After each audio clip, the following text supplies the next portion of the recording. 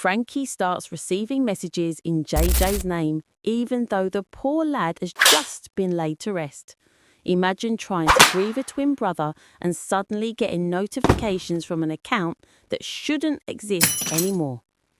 That's the moment the whole village feels the air shift.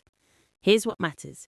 These next few episodes, 8 to 10 December, pack more tension than we've had in weeks. So grab a cuppa, sit back, and let's walk through what's coming up. Frankie's eerie messages shake the Osborne household. This week starts on a strange, emotional note. Darren is still trying to hold himself together after saying goodbye to JJ. You can see he's trying to stay strong for everyone else, even though he's breaking inside. But while he's dealing with that, Frankie gets messages from someone using JJ's name. You can almost feel her stomach drop.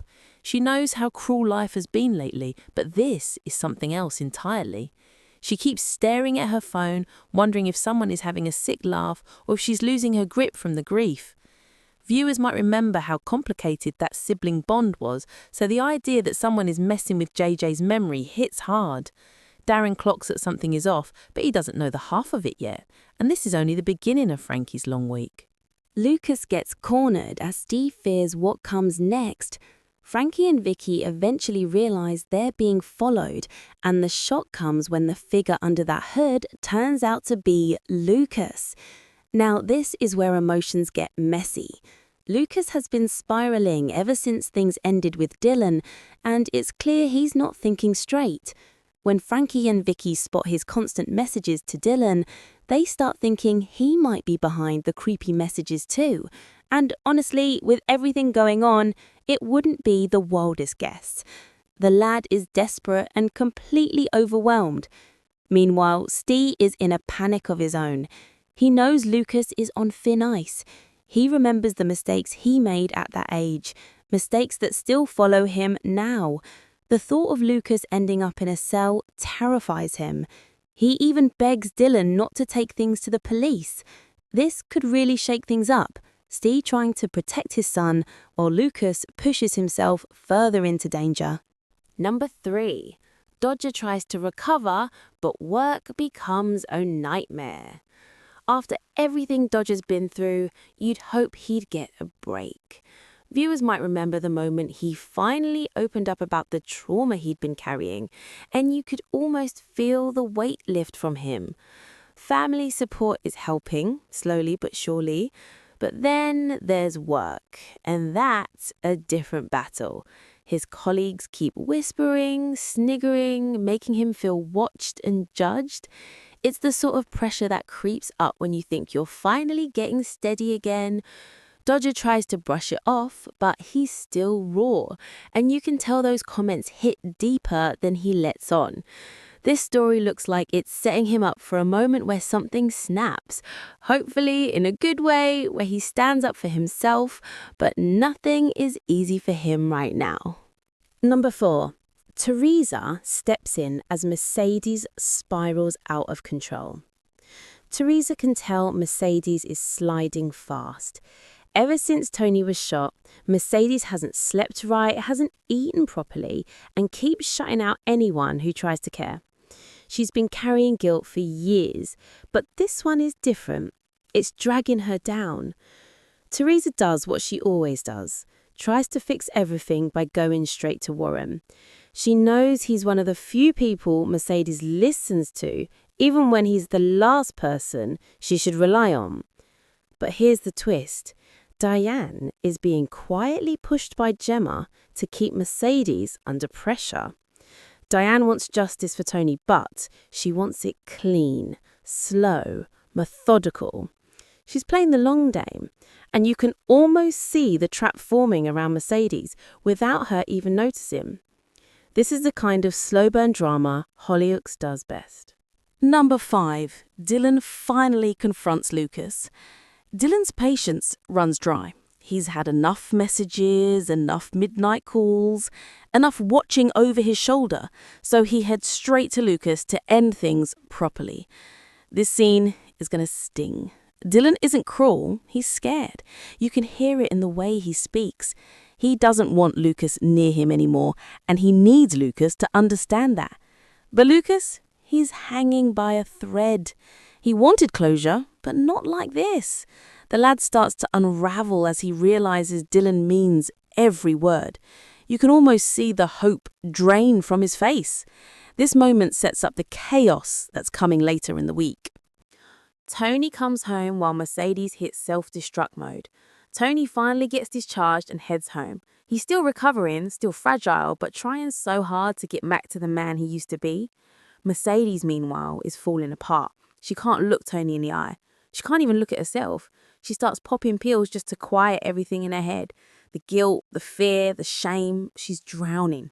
She leans on Warren because he's the only one who never judges her.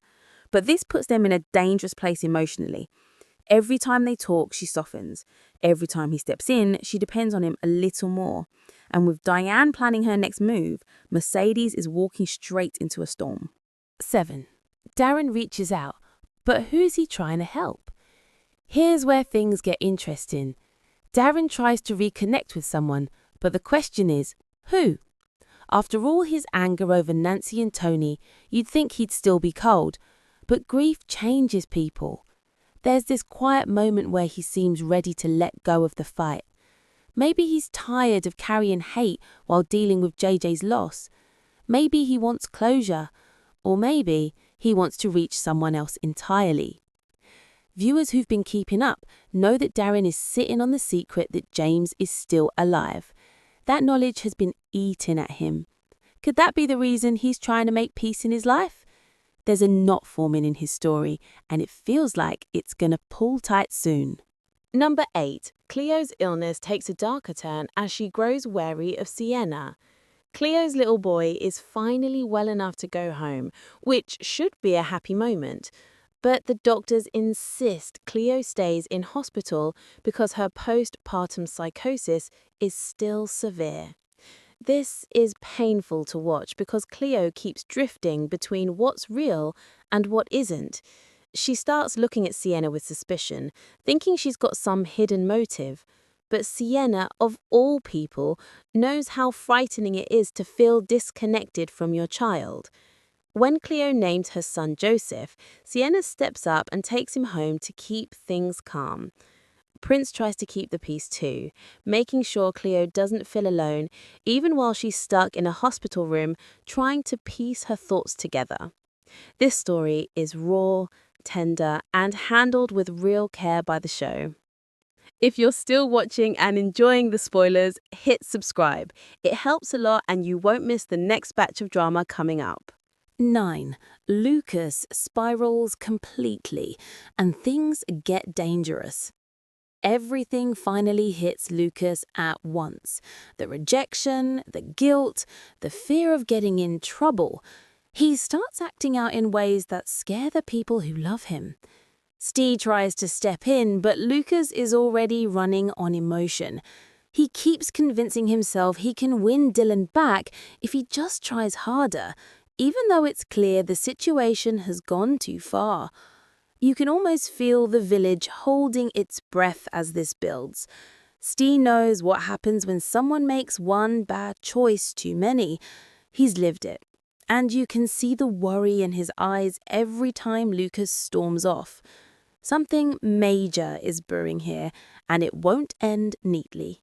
Number 10. Dodger steps up as Frankie's relationship doubts grow. Frankie finally opens up to Dodger about all the strange messages, but then she drops another detail. She's still seeing Sully. You should have seen Dodger's face. His entire expression shifts. He doesn't tell her what to do, but he asks if she's certain that Sully is who she thinks he is, and that small question hangs in the air like a warning. Fans might remember that teaser that hinted Frankie will soon see Sully's true side, and this moment feels like the start of it. Later, Vicky drags Frankie out to the loft just to take her mind off things. Charlie pops in and asks if Frankie's all right, which catches Vicky's attention in a way she wasn't expecting. The girls decide to leave early, which feels like a blessing because the night was giving off strange energy anyway.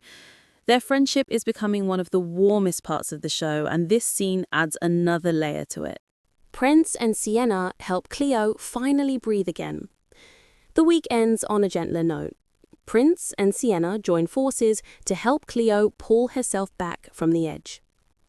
They talk about their own experiences, times they were separated from their children, times they felt like failures, times they thought they'd never find their footing again. Those shared memories cut through Cleo's fear better than any doctor's advice. You can see something in Cleo soften. It's not recovery, not yet, but it's a moment where she can finally breathe. And after everything she's been battling, that tiny bit of clarity feels like a blessing. If she keeps leaning on the people who love her, she might finally start healing. So, that's everything lined up for 8 to 10 December. A heavy week, an emotional week, and one with a few shocks that could shape the next month of stories. If you enjoyed hanging out and chatting through the spoilers, tap like, drop a comment about which storyline has you most worried, and hit subscribe so you don't miss the next batch. Thanks for watching. See you in the next one.